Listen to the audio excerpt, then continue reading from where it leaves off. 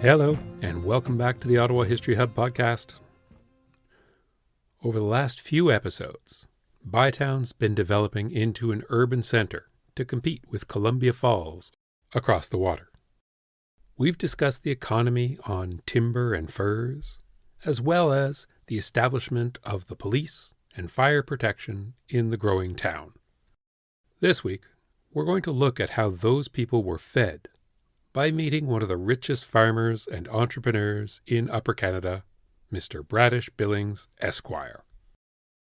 Billings was born in Ware, Massachusetts, in September of 1783, and moved across the river into the land of the Crown at age 9 with his family as late Loyalists.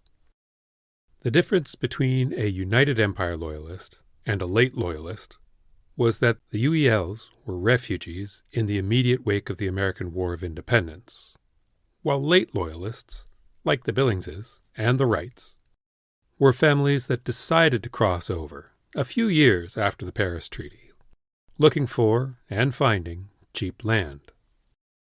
The Billingses settled just north of what's now Brockville, Ontario, in land that was converted to Crown lands after the Crawford Purchase. The Crawford Purchase predated the Rideau Purchase and was what justified the Crown seizure of a large part of Upper Canada from the Mississauga and Algonquin peoples. After the 1763 Royal Proclamation, settlers were not allowed to take land from Indigenous people, but the Crown was. The Crown could then sell, lease, or allot land to settlers, but the Crown would act as an intermediary between treaty-aligned Indigenous people and settlers looking for land. Theoretically, this was to prevent settlers from just taking land and starting a war, and there have been a lot of shortcomings to that relationship over the years. But that's a little outside of our focus here. The Crawford Purchase was complicated because it has no artifact attached to it. There's no treaty you can go and read, just the word of William Crawford, who told Sir John Johnson, who told Governor Sir Frederick Haldimand, that the land between the Ottawa and the St. Lawrence rivers had been purchased from the Mississauga at Oka in exchange for hats and coats. It's a purchase, not a treaty, as there were no ongoing commitments by the Crown. But, of course, there's really no way to confirm that without an actual paper treaty, which we will probably never see unless some clerk is cleaning an old box of documents and stumbles upon something. Bradish Billings lived his entire life after the age of 9 on Crawford Purchase land. In 1809, he began work as a lumberman on the Rideau River, assembling a raft of 52,000 staves, which he and his partner floated from the Merrickville area all the way to the Ottawa River, around the Rideau Falls, circumventing Filman Wright's choke point.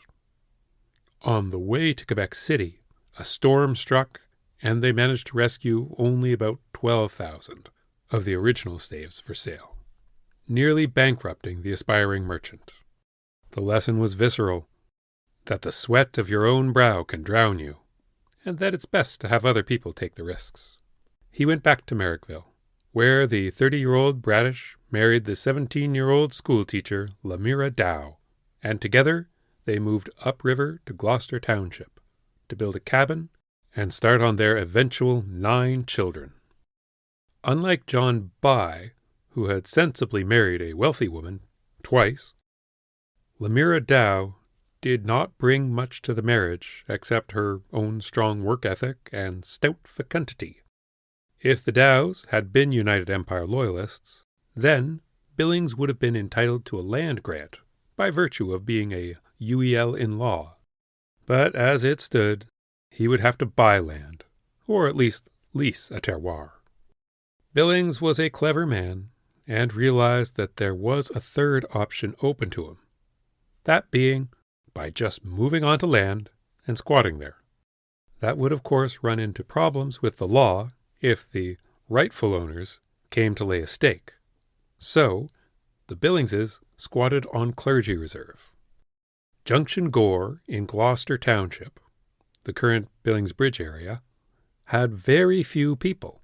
So, the Anglican diocese was not about to build a church in the middle of nowhere, where no one would attend or tithe. Not only would they not build anything there, but there would be no reason to inspect the land on a regular basis. So, the Billings settlement went unnoticed for a prolonged time, just as the new family wanted. Billings harvested lumber from the land, clearing it for agricultural purposes, and purchased the raw material for a barn in his wife's hometown of Merrickville, and simply floated it down the river for assembly, like an anachronistic IKEA project. By 1815, the forests that the Billingses had been working was now a 20-acre wheat farm. The following year, Lamira's brother, Abraham Dow, and his family moved into the area just west by northwest of the Billingses, near the site of the lake that bears their name in Nepean Township.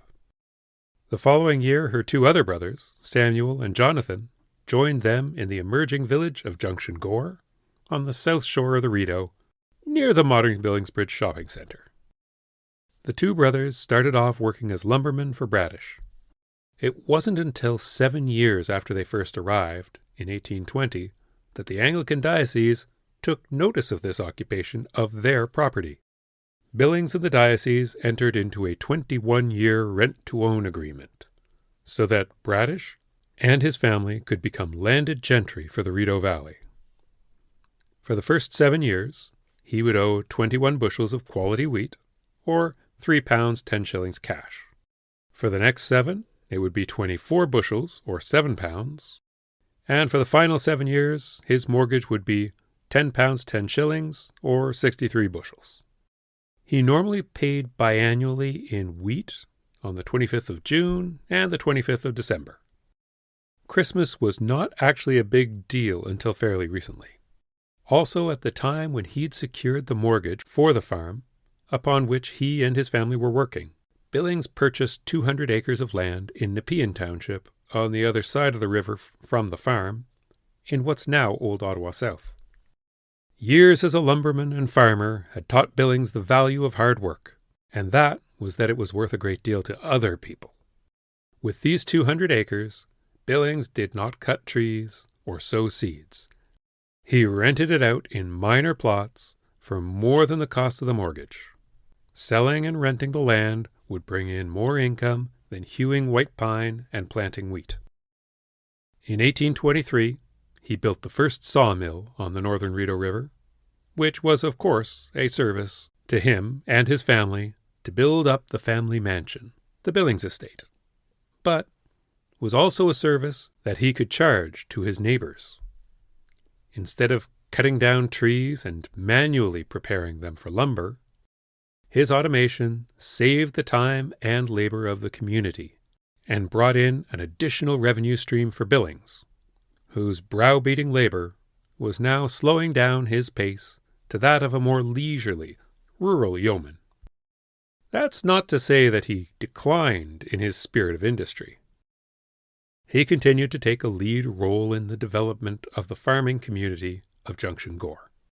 And he tried to build a timber slide to circumvent the Rideau Falls, similar to what the Wrights had built at Chaudière Falls, but was rebuffed by the provincial regulators in 1825. 1826 was the year where everything changed for everyone in the Ottawa area. It was then that Colonel By, John Redpath, John McTaggart, Thomas Mackay, and Philman Wright met in September to plan out the start of the Rideau Canal. 2 companies of military engineers, a handful of skilled smiths and masons, and 1,000 laborers began to descend on the area, around Slay Bay, on the Ottawa River, and begin construction of the largest engineering project in the British Empire, the Rideau Canal. One thing about those smiths, soldiers, workers, and masons was that they would need to be fed.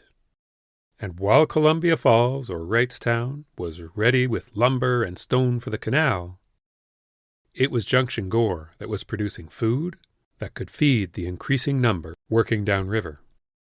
Not only were they prepared to sell food in markets, But the villagers were inundated with contract work to supply restaurants, mess halls, and even build a series of buildings, including a range of blacksmitheries where the Chateau Laurier now stands. Junction Gore produced corn, oats, and wheat, but it also refined products like potash, butter, and cheese. If you remember earlier, Billings was paying for his mortgage in wheat at the beginning because kind was an easier commodity than cash. But now, all of a sudden, there was this huge nearby customer base that had nothing to trade, but was being paid by the Ordnance Office in Halifax currency. The junction had transformed from a pastoral farming community on a bend of a lazy river into a cash-flush center of rural luxury. In order to more directly access the market, the community met and decided to build a bridge across the Rideau and a road to connect to Bytown. Now, building roads is fairly straightforward, but building a bridge over a navigable river, connecting one township to another, in this case Gloucester and Nepean, was a bureaucratic ideal, even in those days. Not only for the permission to build, but also the cost.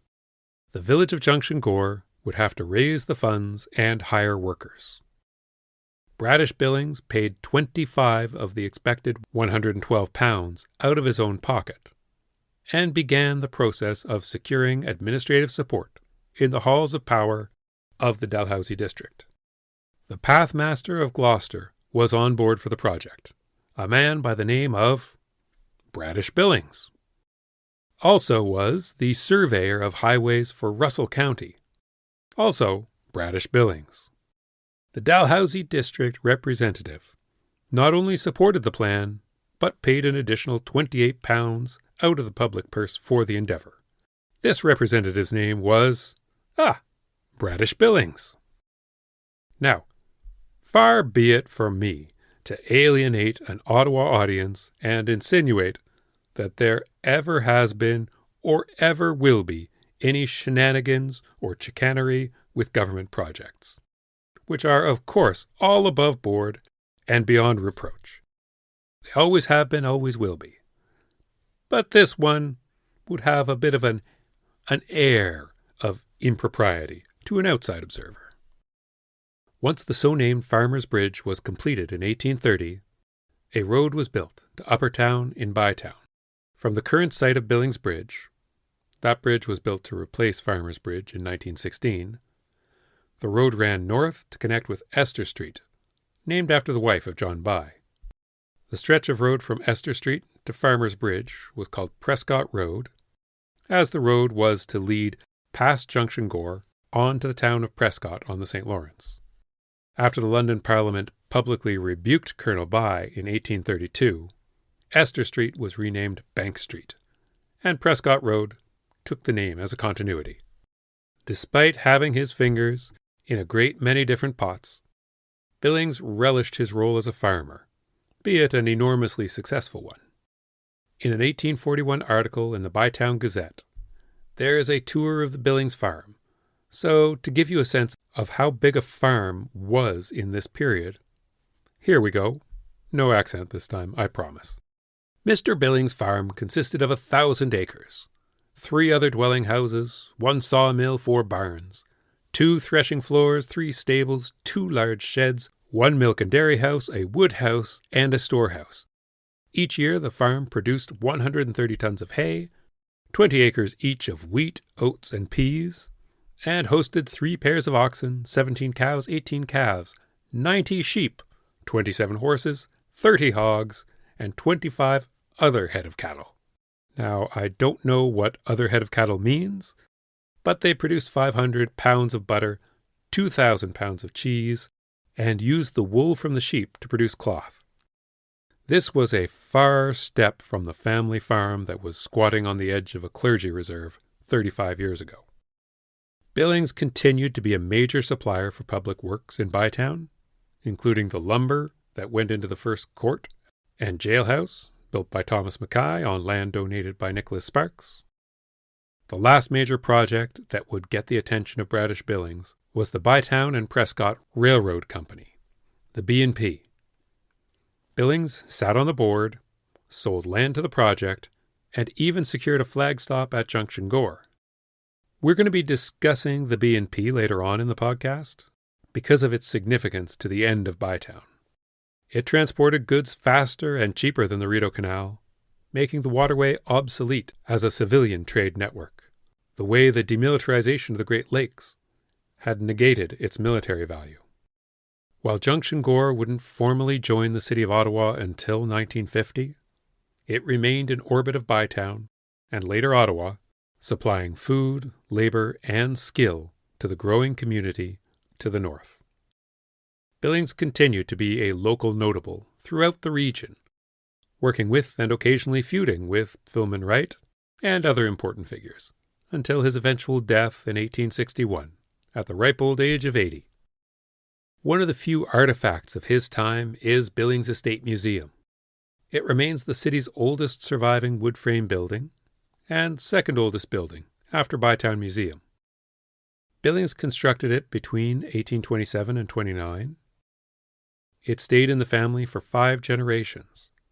The property was designated a National Historic Site in Canada in 1968, and later transformed into a public museum by the city in 75. The estate used to cover 1,000 acres of farmland, but most of it was sold off over time, leaving behind the house and the local cemetery. The historical designation from 68 was nice and all, but gave the building no legal protection from the plague of Ottawa urban planning, the condo developers. A year after the shield of historic designation was granted, developers secured permission to demolish the old home and build 20 luxury homes in its place. Local historian Gladys Blair became the leading voice against the proposal, a member of the Heritage Committee of A Capital for Canadians, an ancestor for Heritage Ottawa. She rallied community support through articles, interviews, and even direct conversations with the developers in hopes of preserving the site. Neighboring property owners joined the committee in opposing the plan. After lengthy negotiations, the City of Ottawa purchased the Billings Estate House and its surrounding grounds, taking ownership in 1975. Thanks to this struggle, the Billings House, opened to the public in 1980, helped shift local leaders' attitudes towards valuing heritage conservation. There are not many historical buildings left in Ottawa. Many buildings were built to look ancient by virtue of their architectural style, which is nice, but there are very few living monuments to the past left in the city. Today, the Billings Estate remains under the ownership of the City of Ottawa and operates as the Billings Estate Museum. It's a lovely building that is open to the public, and you should absolutely go and visit. You can also read a review of my visit to the museum on the website at ottawahistoryhub.com. Thank you for listening to this episode of the Ottawa History Hub podcasts. This show is researched, written, and performed by yours truly, Brendan Ray. Next week, we're going to be looking at the Shiners' War, a street-level conflict that made Bytown one of the most dangerous and lawless places in the British Empire throughout the 1830s and 40s. In the meantime, please follow us on Facebook, Blue Sky, or Twitter X as the Ottawa History Hub. If you'd like to contact me, the best way is ottawahistoryhub@gmail.com. Until next week, advance Ottawa, en avant!